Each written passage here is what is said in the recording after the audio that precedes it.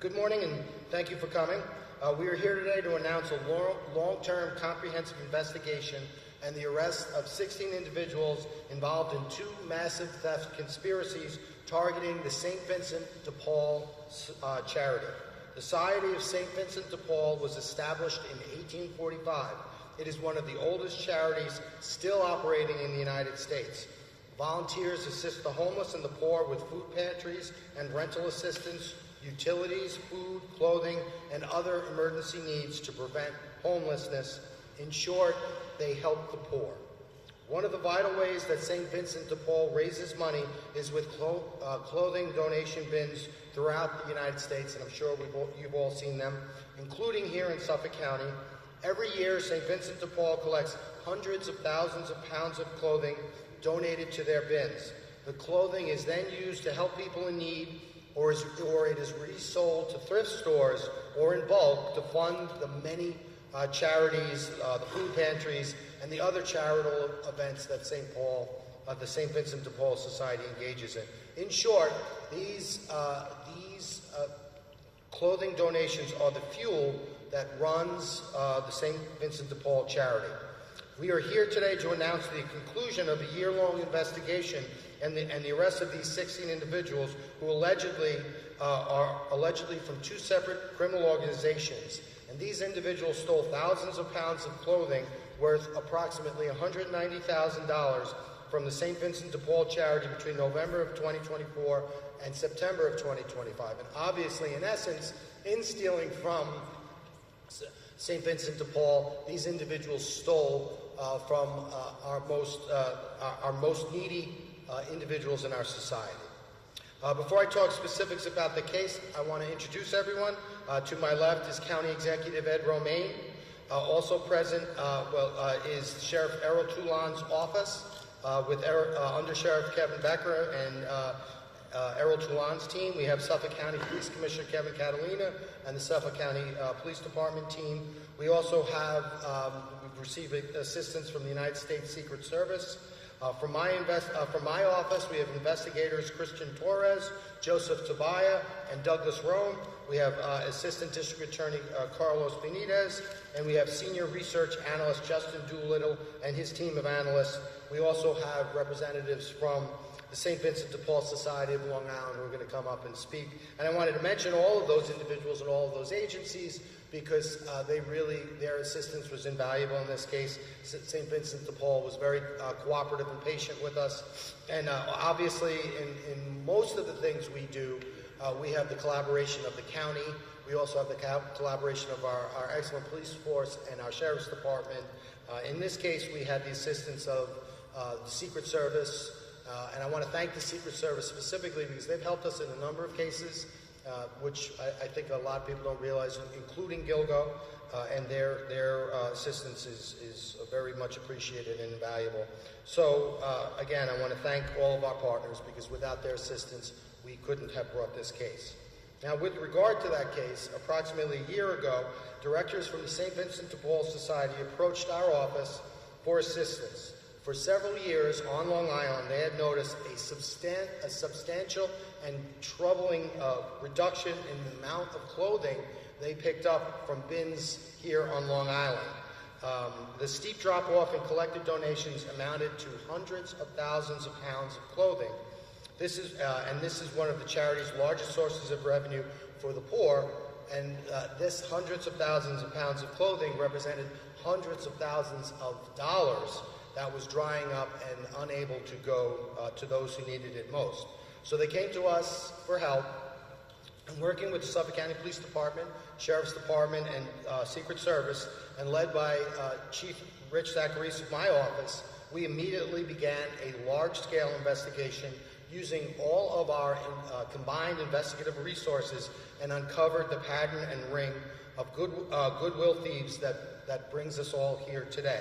These investigators worked tirelessly and identified 16 defendants, both adults and juveniles, from two separate criminal organizations who allegedly stole hundreds of thousands of pounds of clothing donated to the poor for their own personal gain.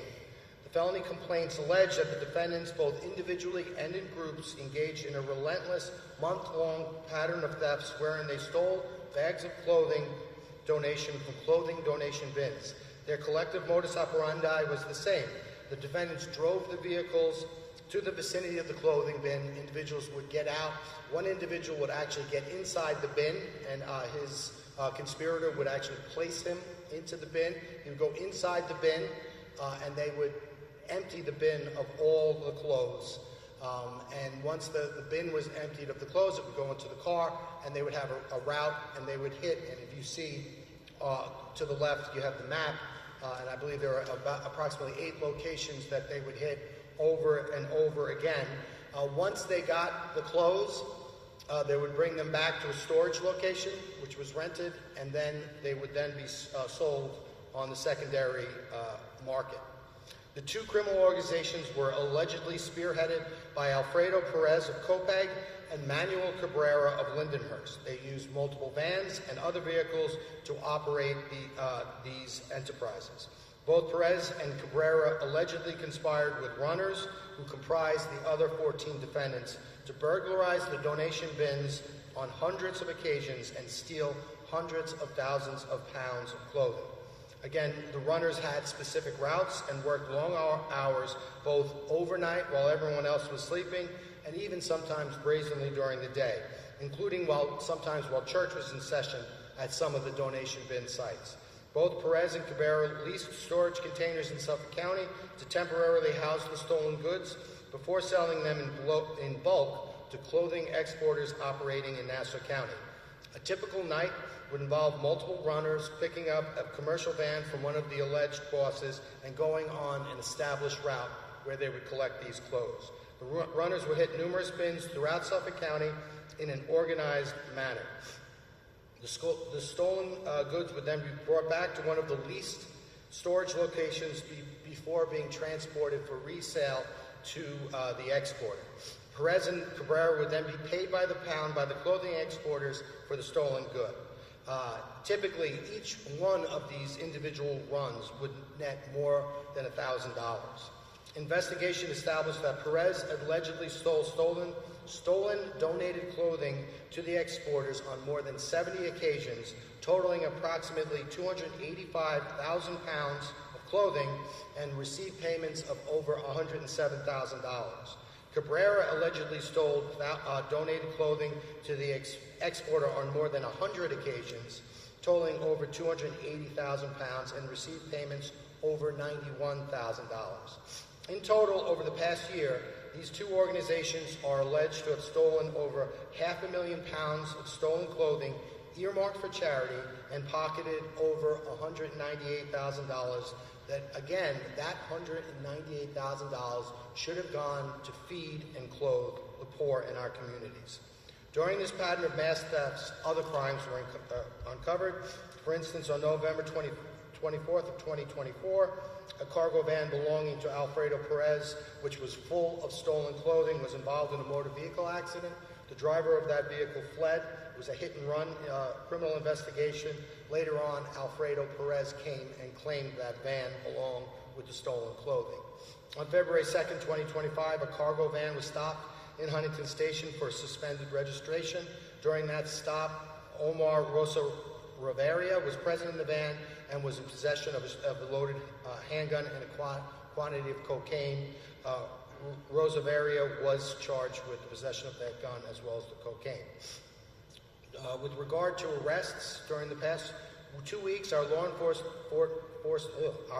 enforcement partners have worked tirelessly to apprehend the 16 identified individuals allegedly involved in these two criminal conspiracies. Some of these individuals were arrested multiple times only to be released due to New York's lax bail laws, even where they are foreign nationals and could flee the United States for their home country. For example, Yuri Palomino Leska was released on his own recognizance despite being charged with 7 burglaries and being a Peruvian national. One individual, Juan Castro Molina of Wyandanch, he will be defendant number 17. He will be charged in this conspiracy. Currently, Molina is in ICE custody, and ICE has agreed to delay deportation and to writ him in to Suffolk County courts so he can be arraigned on his charges. At this time, 7 of the defendants are being held on bail, including Alfredo Perez. 9 of the defendants were released, including Manuel Cabrera. Juan Castro Molina will be charged as we coordinate with ICE. I think the net of this case is that in Suffolk County, we will not tolerate we will not tolerate theft. In Suffolk County, you cannot steal other people's property without being held responsible for that. That's in any situation, but especially when you endeavor to steal from the poorest and most needy among us, you are literally taking food and clothing and shelter from these needy people's hands, and we will not stand for it. We will hold you responsible. And we will do so by using all of the investigative tools at our disposal. Again, this was not a simple case, this was not a short case, but we used all of our investigative tools at our disposal to make sure that those individuals who are stealing from our most needy residents are going to be held responsible for their crimes. We are going to root out any criminal activity in our county. We're going to root it out, root and stem, and we're going to hold people responsible. And just to end on the effect of these arrests. Since our arrest over the last 2 weeks, we've spoken to St. Vincent de Paul, and they've seen a increase in about 60,000 pounds of clothing that they've been able to collect 60,000 pounds more. This is a 50% increase in the amount of clothing they had been expected prior to these conspiracies being taken down. And so what that means is that St. Vincent de Paul was able to collect approximately $30,000 more for the poor in 2 weeks. And so that $30,000 figure would adjust to $780,000 a year more that St. Vincent de Paul could spend on the poor. So this is certainly worthwhile. And before we turn it over to the other speakers, I just want to there's a video, and there's the video, before we start the video, it depicts two events. The first happened at Our Lady of Perpetual Health, which is located in Wellwood Avenue, Lindenhurst, and that was on January 4th of 2025 at 6:17 in the morning. The incident lasted about 17 minutes, and you'll see 2 defendants, Defendant Molina, who's in the light hoodie, and Defendant Cruz, who's in the dark hoodie. And you'll see Molina jump into the bin. You'll see the manner in which they do it. You'll see Molina hand the clothing back to Cruz. They'll then throw it into the van, and then they'll go to their next location. The second incident occurred at St. Cyril and Methodius Roman Catholic Church, which is located in Deer Park Avenue in Deer Park. That occurred on August 30th, 2025 at 5:19 p.m. That incident lasted about 3 minutes, and you'll see a juvenile offender who's wearing a red headlamp because it's dark in those bins, so they have a little headlamp on their head. Argueta, the juvenile offender, is deposited into the bin with his co-conspirator, Uleska, who's wearing a gray t-shirt. And once again, there's a third co-defendant, Vincente, who's wearing no shirt. Again, once the juvenile goes in, he then hands the clothes back out to his co-conspirators. They throw it in the car, and they go to the next location. So if we could play that now.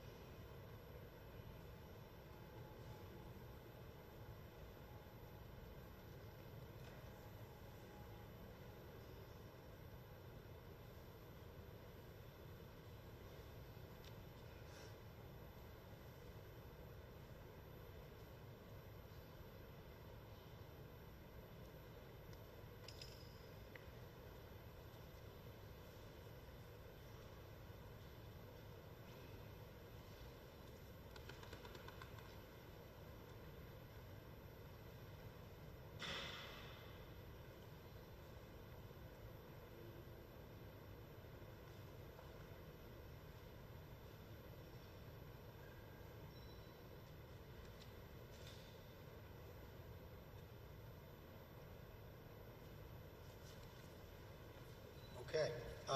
And just with regard to the other visuals, to the left of that, you have the locations where a number of these burglaries occurred. We have the St. Vincent de Paul clothing bins. And then to the left of that, we have a series of photos of the Suffolk County PD impound yard, which depicts some of the clothing that was recovered, as well as some of the vehicles that was used in this conspiracy. Again, we want to thank our partners, and we want to thank the St. Vincent de Paul, and we hope that this assists St. Vincent de Paul in their very worthy mission of providing money, clothing, and homes to the poor in our communities. And having said that, I'll now turn it over to Ed Romaine, our county executive. Great job. Well, thank you. You thought you've seen everything. Could you believe people would steal from a clothing bin and that they figure out a way to make money? The fact that evil exists and bad people are here. Thank God for our DA and his investigators, our sheriff, our police department, and thank you to the Secret Service. You have 16 defendants here, soon to be 17, that will be charged with 98 felonies for stealing from the poor. How do you do that? How do you steal clothing? Now, the investigators recovered about 25,000 pounds of clothing, but it is estimated that these guys, these two rings that worked, stole over 500,000 pounds of clothing. So, great job by our law enforcement, and it demonstrates one thing. We are determined to keep Suffolk safe. And even crimes like this, we will track them down, we will find them, we will prosecute them, we will jail them. The only regret, which I think the DA expressed, is that some of them, despite being foreign nationals, were eligible for bail, for actually no bail, cashless bail, which is incredible. I mean, it talks about the need to change some of our state legislation. There should be consequences when you steal from the most neediest, when you steal from St. Vincent de Paul Society. And by the way, about 2.5 weeks ago, I was at their walk, which was at Hexer State Park. They're all volunteers. They're all working to help raise money to help those most in need. This was a disgrace. I am so happy that we have law enforcement partners that have done such a great job, led by our district attorney, who will make sure that there are consequences for these evil deeds. Thank you. Thank you, Ed, and I want to thank the county executive for his partnership and his support. He's been a steadfast partner, and we in law enforcement in Suffolk County really appreciate his assistance. Next, we're going to hear from our Police Commissioner, Kevin Catalina. Thank you, District Attorney Tierney and County Executive Romaine. Stealing from anyone is bad, but stealing clothing from a donation bin is truly unconscionable. When you put clothing in a clothing donation bin, you do it knowing that there's people out in the community that desperately need that clothing. And for these individuals to take that and profit from it is beyond deplorable. It's up there with stealing from the elderly and children.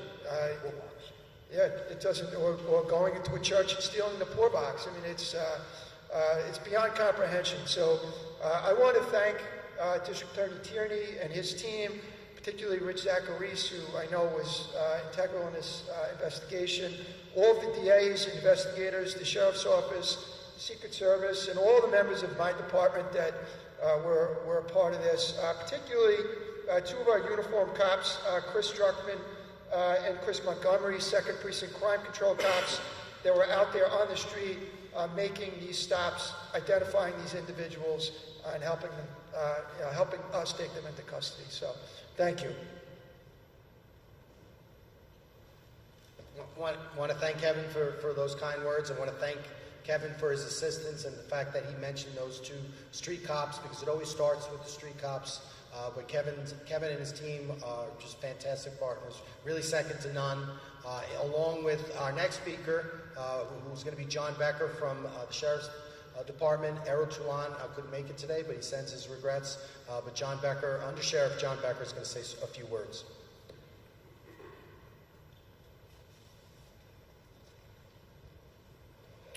Good morning, and thank you all for being here. I want to thank District Attorney Ray Tierney for having us and for his continued partnership. I also want to recognize the hard work of our deputy sheriffs and investigators who work side by side with the District Attorney's Office, the Suffolk County Police Department, and the United States Secret Service. What we're talking about today is not just theft, it's exploitation. These individuals didn't just steal bags of clothing.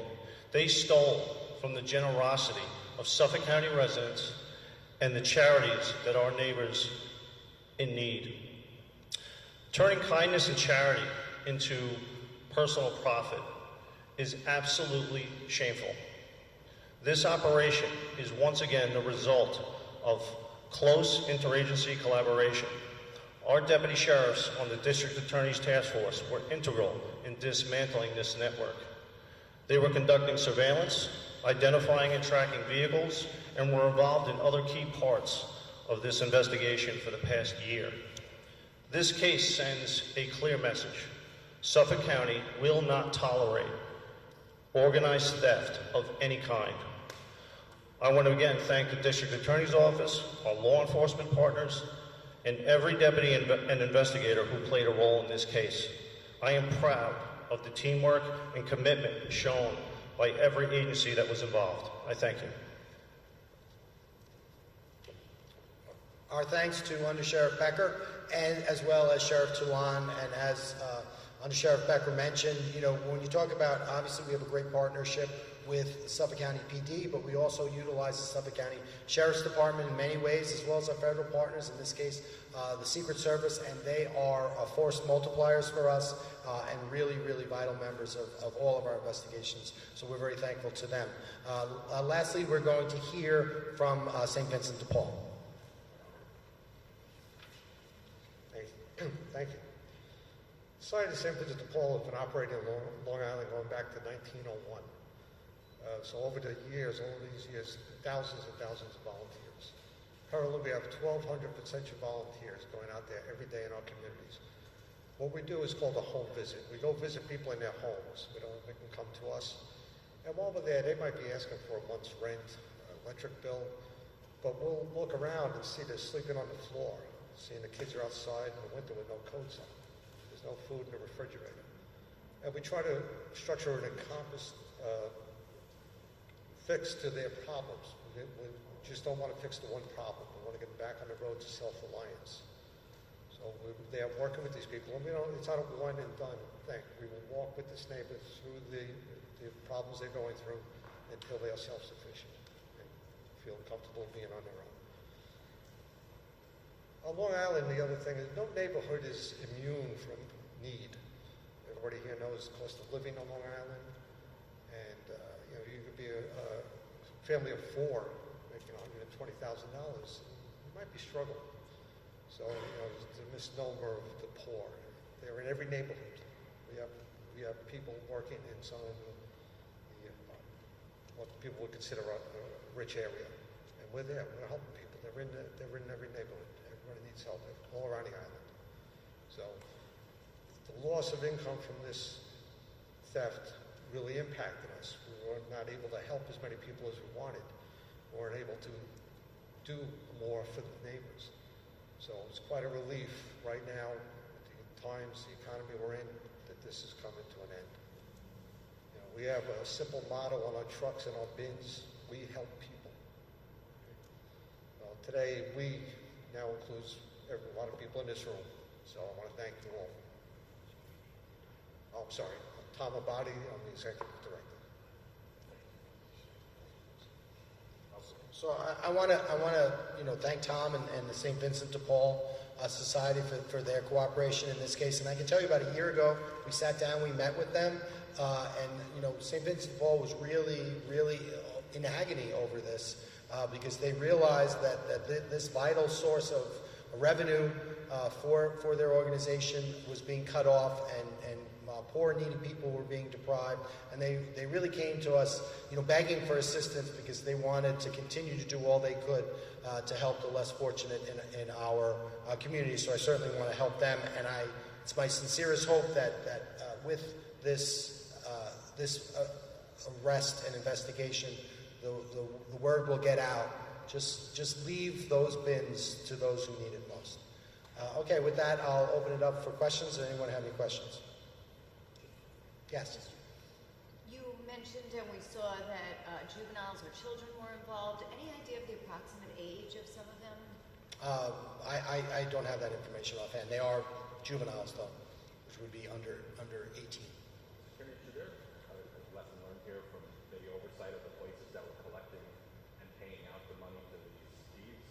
Maybe some sort of signal that says, wait a minute, there's a lot of clothes coming in from someone we haven't seen before. Well, I mean, I think it's a double-edged sword. Obviously, you have to prove knowledge. I think in this instance, they're portraying themselves as people who work in this area. There's a number of ways you can get clothes, and I think if it's a steady source of income, if it's a steady source of clothes, there's nothing to say one way or the other where they get those clothes from. So. It's a point well taken, and it's something that maybe we should think about down the line. But again, I think we have a tendency to talk to, well, what about, third parties? Well, what about the individuals who are directly stealing the bins? Let's hold those individuals responsible because they're the ones who have the criminal intent. I'm not talking about holding them responsible. No, I know. It's a very good point, and it's something, that maybe we would hope. And we would go to them and say, listen, if something doesn't seem right, please, reach out to us, let us know about it, we'll investigate it, and if it's criminal activity, we'll certainly investigate it. Was there any gang connections of any of these 16? Not that we were able to establish.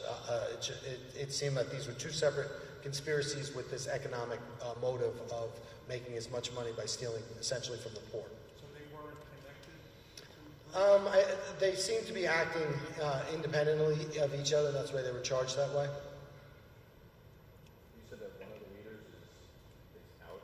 One of the leaders is out, yeah. We asked for bail, and again, we do comprehensive bail packages because I think in court, there's an attempt to minimize the conduct.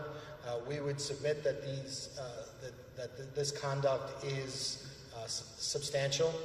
Our case is strong. We are going to prosecute it vigorously, and given their ties outside the jurisdiction, they are a risk of flight. But our judges in Suffolk County, some of them at least, saw it differently, which is really no surprise, I suppose. Is there any indication that these juveniles were exploited or forced into this at all? Not at all. Not at all. And again, well, that's another situation, but I think, one of the things that we need to examine is the effect of raise the age, because what raise the age does is when you have a criminal organization, it incentivizes using children or juveniles to commit your crime because the penalties that these individuals face are much less. So again, although I think the raise the age law is well-intentioned, I think it definitely has the effect of incentivizing criminal organizations to utilize juveniles to further their criminal interests, and whether whether the juveniles are willing participants in that, it still doesn't really matter. All righty? Okay, thank you very much.